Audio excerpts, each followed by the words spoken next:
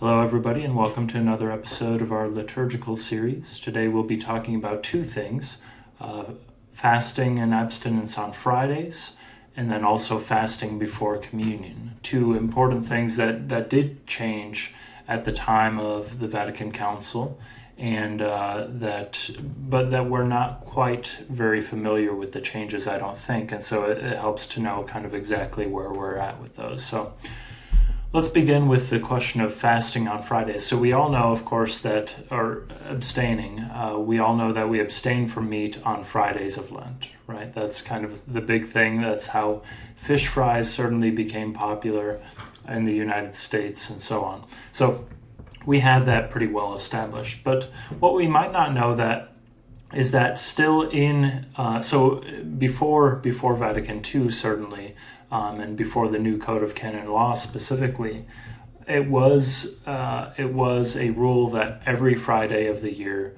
was a day on which you would abstain from meat. And this, in fact, is still the law, and to some degree. So if we look at canon law, Canon 1250 tells us that penitential days and times in the Universal Church are every Friday of the whole year and the season of Lent, right? So the whole season of Lent is penitential. Every Friday of the year is penitential. And then it goes on to describe what abstinence is. And then it goes on to say after that the Conference of Bishops for each area can determine more precisely the observance of fast and abstinence, as well as substitute other forms of penance, especially works of charity, exercises of piety, in whole or in part, for abstinence and fast. Okay, so we see some leeway, but still this idea that every Friday of the year is, in a sense, what Lent is to the whole year, Friday is for our week.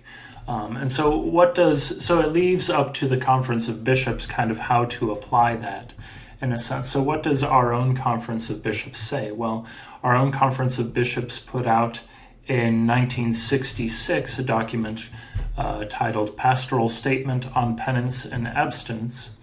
And here they talk about kind of what our practice is going to be here in the United States. So this carried on from that year onward. So what they essentially say, you can read the whole thing. It's not too long, but it's more than I want to read for this video. But basically they say we're not going to apply an obligation on abstaining from meat on Fridays. And yet we do have to do some kind of penance on Fridays.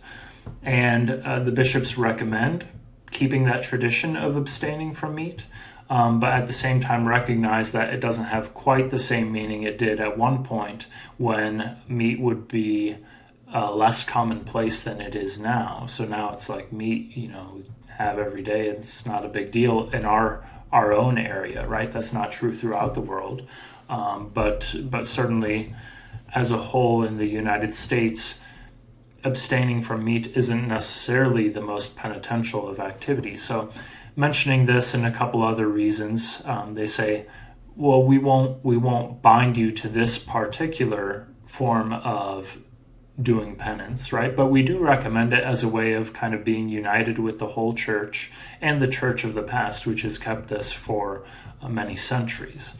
And so they do recommend this, but then they say also, of course, taking up good works. They basically leave it open that you can take up different things. So if you ask me, so that's where we are now with fasting, that on Fridays we are asked, or with abstinence, we are asked to do some kind of penance on Fridays, to keep our Friday as some sort of Lent. And many of us, that's not common knowledge, it doesn't seem like to me.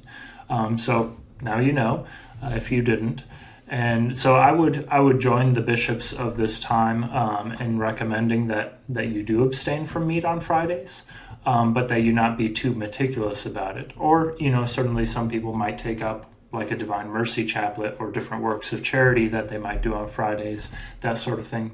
That's great too. But the idea really is keeping that day as a day in which we remember the passion of our Lord and in a particular way dedicate ourselves to our Lord through penance. And so choosing some way of doing that is really still an obligation on us as Catholics. Personally, if you ask me for a recommendation, I would say abstain from meat. And then if you happen to be at somebody's house or in a place where it would just kind of be rude not to accept meat, eat the meat, no problem, and do some other form of penance that day. Maybe pray a Divine Mercy Chaplet or something like that as a way of just praying that day in recognition of the sacrifice that Christ made. But certainly finding a way to separate Fridays in some way is what we're still asked to do. Okay, so that's on Fridays. Now the question of fasting before Holy Communion. As you may know, at one time it was required that you fast from midnight the night before until whatever Mass you would go to. If you went to a 6 p.m. Mass, right, you would fast the entire day. So you can tell kind of why very early on morning Masses became very popular. And we see this practice even going back very far, even going back to Tertullian, it seems, who I believe died in 240, who talks about the Christians receiving the Eucharist before any other food, right? That they make sure to receive Christ in the Eucharist before they receive any food throughout the day. And so that already seems to imply that the practice of fasting was common among the Christians at that time already. And so we see this as a practice that dates back, and certainly it's codified very early on. And so that's not something, it's not a medieval development or anything like that. Fasting was part of, played heavily into Jewish practices as well. So certainly that's been in the history of the people of God for a long time. So we have that tradition, and, up until very recently, in the Church's eyes, that's been from midnight until whenever you go to Mass. Of course, that became very difficult in specific jobs, for example, where you might work during the night, and if you're going to fast from midnight until Mass, maybe that means you're doing your police work, for example, or whatever it might be, and if you want to receive communion, you can't eat anything during that whole time when you're active, right? That becomes problematic. So the Church, of course, kind of seeing that, especially with modernizations in how people worked and so on, the different shifts, the Church decided, okay, let's make this less stringent for those whose situations make it very difficult to do that. And so the time was reduced to 3 hours. And this was, I believe, in the 50s. I would have to check that, but around that time. It was before the Vatican Council. And then after the Council, it was reduced even further by Paul VI, down to what we have now, which is an hour before communion. You fast from all food and anything, all drink other than water, but you can have water and medicine. So everything else is out. I mean, that's chewing gum, that's coffee, tea, all of that is out, except for water and medicine. Right, so we're asked to keep a 1 hour fast before communion. That's canon law right now. And the idea, kind of like the idea with abstinence, and the bishops say this about both, that the law now is very, very, it's very easy to meet that, right? To fast an hour before communion is very simple. But the idea is not so much to say, okay, this is all, it wasn't worth doing. It wasn't worth fasting more than that.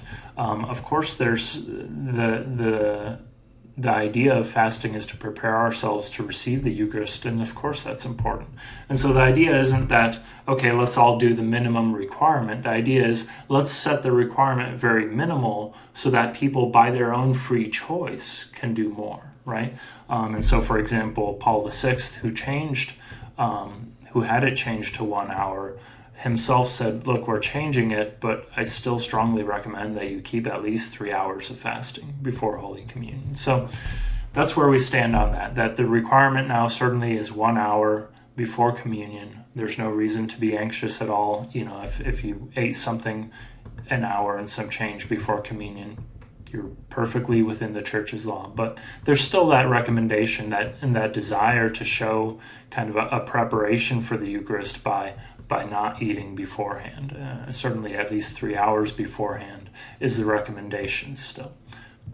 Obligation 1 hour, recommendation 3 hours. So that's where we stand on all that. Hopefully that was informative to you. Especially I think the Friday thing is something that a lot of Catholics don't know. So please start living that out and start kind of making Fridays a weekly remembrance of Christ's Passion. And in that way we come together as a community as well, although not in one place, but in one form of action, offering penance on that day that Christ died for us on behalf of our own Catholic community and our community here in Fort Recovery and the local church. So please join me in taking up those practices given by the church, and I guess I'll see you next time.